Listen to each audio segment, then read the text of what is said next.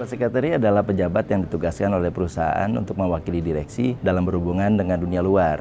Contohnya dengan dunia media, kemudian dengan government, kemudian dengan shareholders. Dalam segala hal termasuk juga berkaitan dengan hukum, itu juga diwakilkan kepada Corporate Secretary.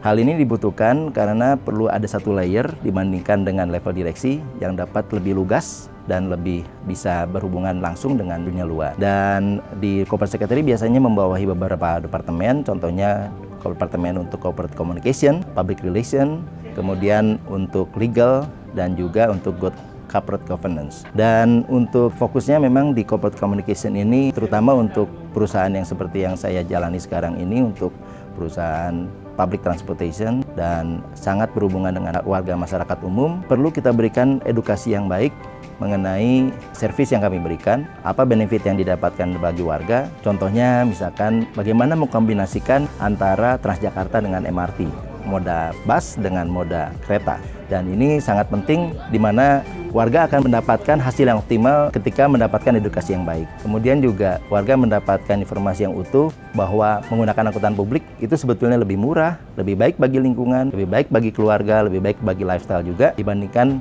ketika menggunakan kendaraan pribadi. Dan didapatkan branding yang baik sehingga perusahaan kami bisa sustain dalam mendapatkan peminat daripada warga.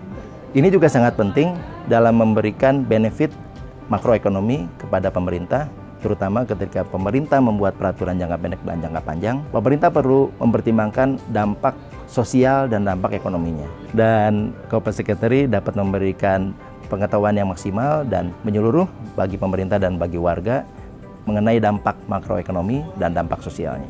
Ada banyak, baik itu dari sisi public communication, kemudian juga dari public relation, untuk government relation, dan ini bisa didapatkan dari pengalaman dalam menghadapi media, kemudian dalam menghadapi pemerintahan. Background-nya sangat beragam, ada dari public relation academics, kemudian juga dari basic dari hukum, bahkan dari basic dari teknik. Namun ditambahkan lagi dari pengalaman organisasi, contohnya dari organisasi kemahasiswaan, kemudian juga dari organisasi kemasyarakatan. Ini sangat membantu dalam bentuk kita komunikasi ke dalam dan keluar.